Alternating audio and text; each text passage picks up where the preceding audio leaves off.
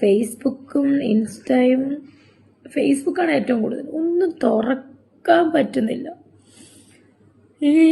ഇവർക്ക് ഈ content ഓളികൾക്ക് if രേണുസുതി വിത്ത് അല്ലെങ്കിൽ എബോവ് രേണുസുതി, ഈ രേണുസുതി എന്നുള്ള കണ്ടന്റ് മാത്രമേ ഉള്ളവർക്ക് വേറെ ഒരു കണ്ടന്റും ഇല്ല. ഹലോ ഗീസ്, എല്ലാവർക്കും പുതിയൊരു വീഡിയോയിലേക്ക് സ്വാഗതം. കുറച്ച് മുന്നേ വരെ കരഞ്ഞുകൊണ്ട് സ്റ്റോറി ഒക്കെ ആയിട്ട് രേണുസുതി ഇപ്പോ ഒരു ഡാൻസ് റീലും ഒക്കെ ആയിട്ട് എത്തിയിരിക്കുകയാണ് കേട്ടോ. ഇപ്പൊ തന്നെ നിങ്ങൾക്ക് മനസ്സിലായില്ലേ, ഇതൊക്കെ ഇവളുടെ വെറും അഭിനയം.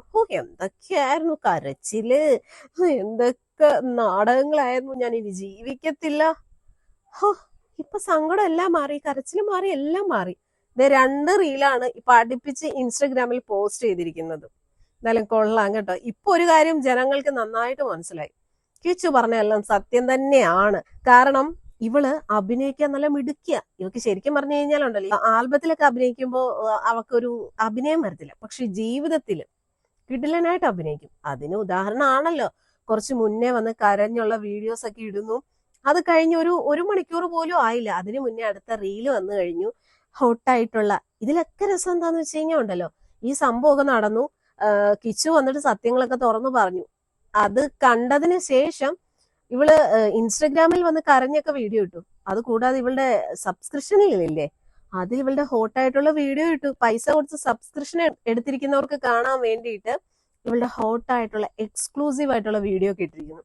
അത് നമുക്കൊന്ന് കണ്ടാലോ. ഗുഡ് മോർണിംഗ് ഉമ്മ, have A nice day, take care, love you all.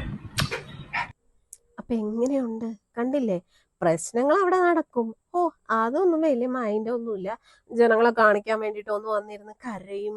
ചിലപ്പോ എന്താ പറയാ, ഞാൻ മരിച്ചു കളയും, ഞാൻ ജീവിച്ചിരിക്കില്ല എന്നൊക്കെ പറഞ്ഞിട്ട് ചില ഭീഷണിയൊക്കെ നടത്തും. പക്ഷേ അതൊക്കെ വെറും അഭിനയം. ഇപ്പുറത്ത് സബ്സ്ക്രൈബേഴ്സിനെ വിഷമിപ്പിക്കാൻ പാടില്ലല്ലോ. അതിനു വേണ്ടിയിട്ട് അവർക്കായിട്ടുള്ള ഹോട്ട് വീഡിയോ, നല്ല എക്സ്ക്ലൂസീവ് ആയിട്ടുള്ള വീഡിയോ, ഗുഡ് മോർണിംഗ് എല്ലാവർക്കും ഉമ്മ എന്നൊക്കെ പറഞ്ഞ് ഈ നാണം കെട്ടവള് കാണിച്ചുകൊണ്ടിരിക്കുന്നതിന്റെ വീഡിയോ നിങ്ങൾ കണ്ടല്ലോ.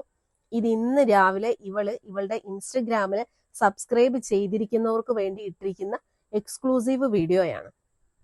കണ്ടല്ലോ. അപ്പൊ പിന്നെ മനസ്സിലായില്ലേ, ഇവളുടെ ഈ കരച്ചിലും ബാക്കിയെല്ലാം അഭിനയം മാത്രമാണ്. ജനങ്ങളെ വിശ്വസിപ്പിക്കണം. കാരണം കിച്ചു വന്ന് ഇത്രത്തോളം സങ്കടത്തോടു കൂടി കുറച്ച് കാര്യങ്ങൾ പറഞ്ഞു. അത് പറഞ്ഞതിന് ശേഷം ഇവക്ക് നല്ല രീതിയിലുള്ള പൂര തെറിവിളിയാണ് ഫേസ്ബുക്കിലും ഇൻസ്റ്റഗ്രാമിലും യൂട്യൂബിലൊക്കെ വന്നുകൊണ്ടിരിക്കുന്നത്.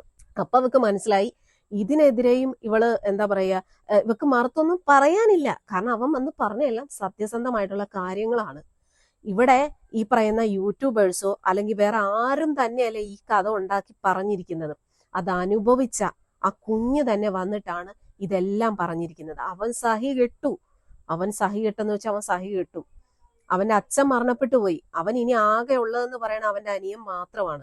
ഈ പറയുന്ന രേണുസുതിയും അവളുടെ വീട്ടുകാരും നല്ലതായിരുന്നെങ്കിൽ ഒരിക്കലും കിച്ചു സുധീലയത്തിൽ നിന്നും പോരില്ലായിരുന്നു. കാരണം അവൻ അത്രത്തോളം അവിടെ അനുഭവിച്ചു. അവനോട് ഒരിക്കലും നിൽക്കാൻ പറ്റത്തില്ല, ജീവിക്കാൻ പറ്റത്തില്ല എന്ന് അവൻ മനസ്സിലാക്കിയതോടുകൂടി അവൻ അവിടുന്ന് അവന്റെ ജീവനും കൊണ്ട് ഓടി. കൊല്ലം സുധി ഉള്ളപ്പോ പോലും ഈ പറയുന്ന കിച്ചുവിനോട് സ്നേഹമോ അല്ലെ സഹതാപമോ ഇല്ലാത്ത രേണുവിന്റെ വീട്ടുകാരും കൊല്ലം സുധി മരിച്ചു കഴിയുമ്പോ പിന്നെ ആ കൊച്ചിനെ അവിടെ വെച്ചേക്കും നിങ്ങൾക്ക് തോന്നുന്നുണ്ടോ? നിങ്ങളൊന്ന് ചിന്തിച്ചു നോക്ക്. ഈ കിച്ചുവിന്റെ സ്ഥാനത്ത് ഒരു പെൺകുഞ്ഞായിരുന്നെങ്കിലുള്ള അവസ്ഥ എന്തായേനെ? ഒരുപക്ഷെ ഇന്ന് ആ ഒരു കുട്ടി ജീവനോടെ ഉണ്ടാവില്ലായിരുന്നു, അല്ലെ? ഇതിപ്പോ ഒരാണായതുകൊണ്ട് തന്നെ അവൻ ഇത്രയും ഒരു ഡിപ്രഷനും ആ ഒരു ട്രോമയൊക്കെ അവൻ വന്നിട്ടും അവൻ തെരഞ്ഞെടുത്ത വഴി എന്തുവാ? ഇവളും ഇവളുടെ കുടുംബക്കാരും കാരണം ആ ഒരു കുഞ്ഞു മയക്കുമരുന്നിലേക്ക് പോയി. കാരണം അവന്റെ അപ്പോഴത്തെ അവസ്ഥ അതായിരുന്നു. അവൻ തന്നെ തുറന്നു പറഞ്ഞു.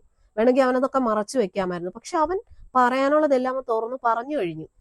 അതിലേക്കൊക്കെ അവനെ നയിച്ചതാരാണ്? ഈ പറയുന്ന രേണുവിന്റെ കുടുംബക്കാരും. എന്തായാലും ഇപ്പൊ അവന്റെ ആ ഒരു സ്വഭാവങ്ങളെല്ലാം മാറ്റി നല്ല രീതിയിൽ അവൻ മുന്നോട്ട് പോവാണ്.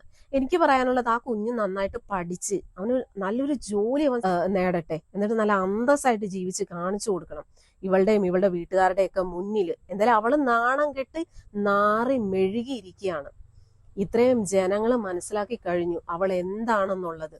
അവള് ലേശം ഒരു ആത്മാഭിമാനം ഉള്ളൊരു പെണ്ണായിരുന്നെങ്കിൽ ഇന്ന് ഈ മറ്റുള്ളവരുടെ മുന്നിൽ പൈസയ്ക്ക് വേണ്ടി ഇമാതിരി അപരാധങ്ങൾ ഇവൾ കാണിക്കില്ലായിരുന്നു. അതുപോലെ തന്നെ അവളുടെ മരണപ്പെട്ടു പോയ ആ ഭർത്താവിനോട് ശകലമെങ്കിലും ഒരു ആത്മാർത്ഥത അവൾക്കുണ്ടായിരുന്നെങ്കിൽ ഇങ്ങനെ കണ്ട ആണുങ്ങളുടെ മുന്നിൽ സ്വന്തം ശരീരം പ്രദർശിപ്പിക്കില്ലായിരുന്നു. എന്നിട്ട് അതിനും പറയണ ന്യായീകരണങ്ങൾ എന്താ? ഓ, മറ്റുള്ള സെലിബ്രിറ്റീസ് ഒക്കെ ചെയ്യുന്നുണ്ട്, ഇതുപോലെ ലക്ഷങ്ങളാണ് മാസം ഉണ്ടാക്കുന്നത്, പിന്നെ എനിക്ക് ചെയ്താൽ എന്താണ്, ഞാൻ ചെയ്യുമ്പോൾ മാത്രം എന്താണ് എല്ലാവർക്കും പരാതിയെന്ന്. ശരിയാണ്, പല സെലിബ്രിറ്റീസും ചെയ്യുന്ന കാര്യങ്ങളാണ്. പക്ഷെ ഇവള് ചിന്തിക്കണം, ഇവളുടെ ജീവിതം എന്തായിരുന്നു, ഇവളുടെ മുന്നോട്ടുള്ള ജീവിതം എന്താണ്, ഇവളുടെ ഭർത്താവ് മരണപ്പെട്ടു പോയതാണ്, ഇവളുടെ കുടുംബം നോക്കണം അല്ലെ കുഞ്ഞുങ്ങളെ നോക്കണമെന്ന് നല്ല രീതിയിൽ ഒരു ചിന്ത അവൾക്ക് ഉണ്ടായിരുന്നെങ്കിൽ ഈ ഒരു രീതിയിലേക്ക് അരന്താഴ്ന്നു പോവില്ലായിരുന്നു. അപ്പൊ ശരിക്കും പറഞ്ഞു കഴിഞ്ഞാൽ അവള് ഒരു നല്ലൊരു സ്ത്രീ അല്ല, ഒരു നല്ലൊരു അമ്മയല്ല. അവള് സ്വന്തം കുഞ്ഞിനോട്, അതായത് അവള് നൊന്ത് പ്രസവിച്ച സ്വന്തം കുഞ്ഞിനോട് സ്നേഹമോ അല്ലെങ്കിൽ ആത്മാർത്ഥതയോ ഇല്ലാത്ത അവള് പിന്നെ ഈ കുഞ്ഞിനോട് ഉണ്ടാവും? ഒരിക്കലും ഇല്ല. പിന്നെ ഋതപ്പൻ എന്ന് പറയുമ്പോൾ അവൻ കുഞ്ഞാണല്ലോ, അതുകൊണ്ട് തന്നെ ആ കുഞ്ഞിന് ഇതൊന്നും മനസ്സിലാക്കാനുള്ള പ്രായമായിട്ടില്ല. അല്ലെങ്കിൽ തന്നെ നിങ്ങളൊന്ന് ആലോചിച്ച് നോക്കൂ, എത്ര ദിവസമായി ഇപ്പൊ ഇവള് ദുബായിലേക്ക് എന്ന് പറഞ്ഞ് പോയിട്ട്. ആ ഒരു കുഞ്ഞിനെ അവള് ഇത്രയും ദിവസം എങ്ങനെ കാണാതിരിക്കുന്നു, എങ്ങനെ തോന്നുന്നു അവക്ക്? എന്നിട്ട് ഈ ദുബായി പോയിട്ട് ബാറിൽ കിടന്ന് കണ്ട സായിപ്പുമാരുടെ കൂടെയും കണ്ട ആണുങ്ങളുടെ കൂടെ കഴിഞ്ഞാടുന്നു പണത്തിന് വേണ്ടിയിട്ട്. ഇപ്പോ കിച്ചു സഹി കെട്ടി ഇതൊക്കെ വന്ന് തുറന്നു പറഞ്ഞു കഴിഞ്ഞപ്പോ അവളുടെ ഒരു കരച്ചിൽ നാടകം. എന്നിട്ട് പൊതുജനങ്ങളെ കാണിക്കാൻ വേണ്ടി ഇൻസ്റ്റഗ്രാമിൽ വന്ന് കരഞ്ഞ് നാടകം കളിച്ച് മെഴുകുന്നു. അപ്പുറത്ത് ഇൻസ്റ്റഗ്രാമിൽ സബ്സ്ക്രൈബ് ചെയ്തവർക്ക് വേണ്ടിയിട്ട് എക്സ്ക്ലൂസീവ് ആയിട്ടുള്ള കണ്ടന്റുകൾ ഇടുന്നു. ഇനിയും ഇവളെ പൊക്കിക്കൊണ്ട് കിടക്കുന്ന കൂതറകൾക്കുണ്ടല്ലോ, ചാണാ മുക്കിയ ചൂലുകൊണ്ട് ഇവളെ സപ്പോർട്ട് ചെയ്യുന്നവരെ അടിക്കണമെന്നാ ഞാൻ പറയുന്നത്. ഇതെന്നാട്ടോ മയിലാട്ടോ പത്രിക പുലിയാട്ടോ പത്രിക ഇതെന്നാട്ടോ? ഇത് മാർഗം കളി. ഒരു മാർഗം ഇല്ലാണ്ടാവുമ്പോ ഒരു കളി കളിക്കൂലേ, മാർഗം കളി.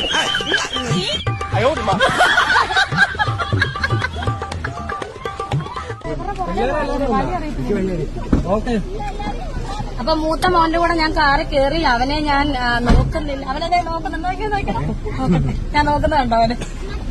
അത് മൂത്ത മോന്റെ കാറില്, ഇത് മൂത്ത മോന്റെ കാറ്. അപ്പൊ കണ്ടല്ലോ, കുറച്ച് നാളുകൾക്ക് മുന്നേ രേണുസുതി കാറ് മേടിക്കാൻ പോയപ്പോ ഭയങ്കര അഭിനയമായിരുന്നു കേട്ടോ. നമ്മളെല്ലാരും അതിന്റെ റീൽസും കാര്യങ്ങളൊക്കെ ഇൻസ്റ്റഗ്രാമിലും യൂട്യൂബിലൊക്കെ കണ്ടതാണ്.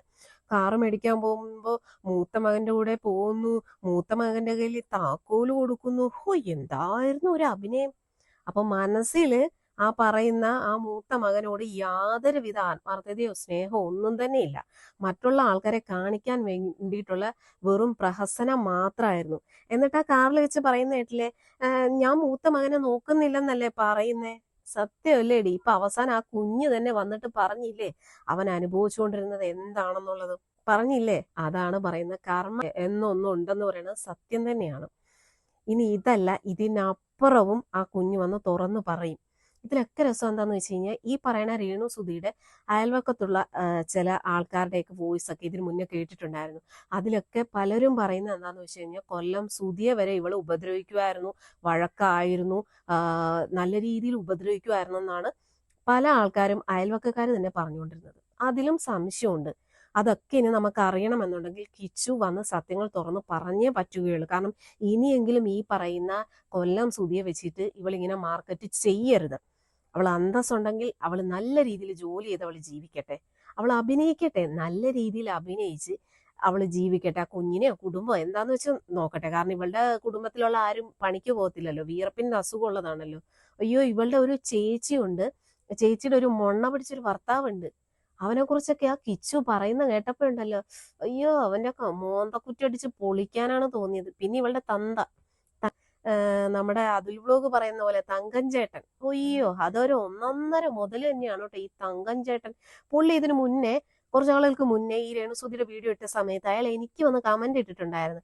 പിന്നെ ഞാൻ അത് മൈൻഡ് ആക്കിയില്ല. എത്രയാന്ന് പറഞ്ഞാലും സ്വന്തം മകളെ കുറിച്ച് ആൾക്കാരൊക്കെ വന്നിട്ട് വീഡിയോ ചെയ്യുമ്പോഴത്തേക്ക് ഒരു തന്തയായ അങ്ങേർക്ക് സങ്കടം ഉണ്ടാവത്തില്ലേ? ഇപ്പൊ ഈ തന്തയ്ക്കൊന്നും പറയാനില്ലയാവോ? എന്തെങ്കിലും പറഞ്ഞു കഴിഞ്ഞാൽ പിന്നെ പണം കിട്ടത്തില്ലല്ലോ. കാരണം മകൾ ഇങ്ങനെ പോയി അഴിഞ്ഞാടി കൊണ്ടുവരുന്ന ലക്ഷങ്ങള് തന്തയുടെ കയ്യിലായിരിക്കും ഒരുപക്ഷെ കൊടുക്കുന്നത്. എന്തായാലും കൊള്ളാം, നല്ല തന്ത. എന്താ ഇതുപോലത്തെ മരവാഴകളെയൊക്കെ പറയേണ്ടത്?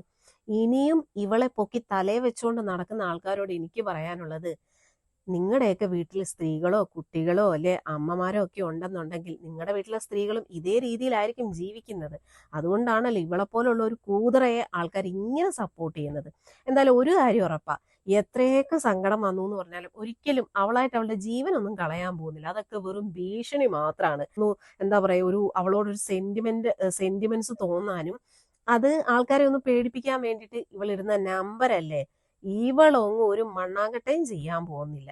എൻ്റെ ഒരു അഭിപ്രായത്തിൽ കിച്ചു ഇനിയും സത്യങ്ങൾ തുറന്ന് പറയണം. എന്തായാലും ഇവക്കും എന്തൊക്കെയോ കാര്യങ്ങൾ പറയാനുണ്ടെന്നാണ് ഇവള് പറഞ്ഞത്. ഇവക്ക് എന്ത് തേങ്ങയാണ് ഇവക്ക് പറയാനുള്ളത്?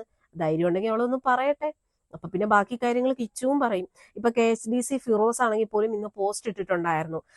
ആ ഒരു വീട് ഇവർക്ക് വെച്ച് നൽകിയതാണ് അവർക്ക് ഏറ്റവും വലിയ അബദ്ധം എന്ന് പറഞ്ഞിട്ട് KSDC ഫിറോസ് പോസ്റ്റ് ഇട്ടിട്ടുണ്ടായിരുന്നു. അതുപോലെ തന്നെ പുള്ളി ആ പോസ്റ്റിൽ പറഞ്ഞൊരു കാര്യം എന്താന്ന് വെച്ച് കഴിഞ്ഞാൽ കിച്ചുവിന് ഇനിയും കാര്യങ്ങൾ പറയാനുണ്ട്. അപ്പൊ എന്തൊക്കെയോ അവർക്കൊക്കെ എല്ലാവർക്കും അറിയാം. ഞാൻ പറയുന്നത് എന്തിനാണ് ഇനിയും മറച്ചു വെച്ചിട്ട്? ജനങ്ങൾ അറിയട്ടെ. ഒരു കാര്യം ഉറപ്പാ, ഈ പറയുന്ന കൊല്ലം സുധിയുടെ ആത്മാവുണ്ടല്ലോ, ഇവളെ പ്രാഗി ഉണ്ടല്ലോ, മരിച്ചുപോയ ഒരു മനുഷ്യന് പോലും ഇത്രത്തോളം സമാധാനം കൊടുക്കാത്ത ഇവളെ ഉണ്ടല്ലോ, ആ പുള്ളിയുടെ ആത്മാവ് പോലും ശപിക്കുന്നുണ്ടാവും. എനിക്ക് അങ്ങനെയാ തോന്നുന്നത്. എല്ലാവർക്കും അറിയുന്ന കാര്യമാണ്, ഒരു കണ്ടന്റ് ആണ് രേണുസുതി. ഇവർക്ക് എന്തിന് കാശ് കിട്ടുന്നുണ്ടായിരിക്കും അവർക്ക് മാസം. പക്ഷെ ഇത് ഈ നിരന്തരം ഈ നെഗറ്റീവ് ഓളുകളുടെ ഇതെനിക്ക് സ്ട്രെസ് താങ്ങാനാവാതെ ചിലപ്പോൾ ഞാൻ അങ്ങനെ തന്നെ ചെയ്യുമായിരിക്കും. ഈ സ്ത്രീ ഇപ്പോൾ ആത്മഹത്യയുടെ വക്കിലാണെന്നാണ് പറയുന്നത്. ഞാൻ ഇവരെ കുറ്റപ്പെടുത്താനോ വിമർശിക്കാനോ വേണ്ടിയിട്ടല്ല വന്നത്. പക്ഷേ I have to say something. Social media എന്ന് പറയുന്നത് it's a content creation platform. അതിലെന്ത് വേണമെങ്കിലും നമുക്ക് കോണ്ടന്റ് ആയിട്ട് എടുക്കാം. Like food, travel, personal life, മറ്റുള്ളവരുടെ പേഴ്സണൽ ലൈഫ്, ക്രിറ്റിസിസം, എന്ത് വേണമെങ്കിലും എടുക്കാൻ പറ്റും. പണം ഉണ്ടാക്കാനും ഫേമസ് ആകാനും വേണ്ടിയിട്ടാണല്ലോ സോഷ്യൽ മീഡിയയിലേക്ക് ആളുകൾ വരുന്നത്.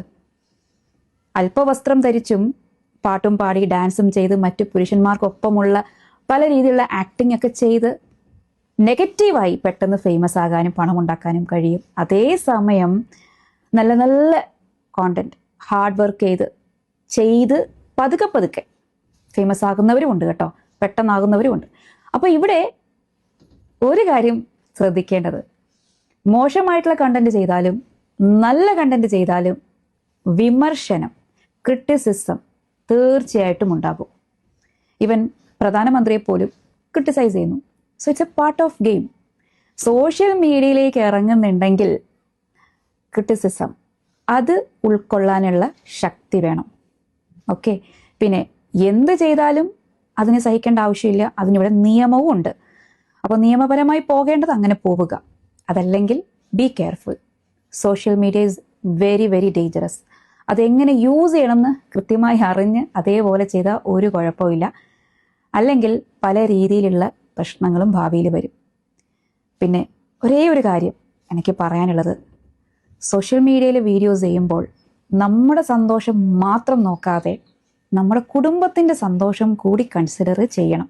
നാളെ അവർക്കൊരു ബുദ്ധിമുട്ട് നമ്മൾ കാരണം വരാൻ പാടില്ല. പ്രത്യേകിച്ച് മക്കൾക്ക് നമ്മൾ ചെയ്തു കൂട്ടുന്ന കാര്യങ്ങൾ കൊണ്ട് നാളെ അവർക്ക് പുറത്തിറങ്ങി നടക്കാൻ കഴിയാത്ത രീതിയിലാവുക എന്നുള്ളത് അത് ആലോചിച്ചിട്ട് വേണം ചെയ്യാൻ.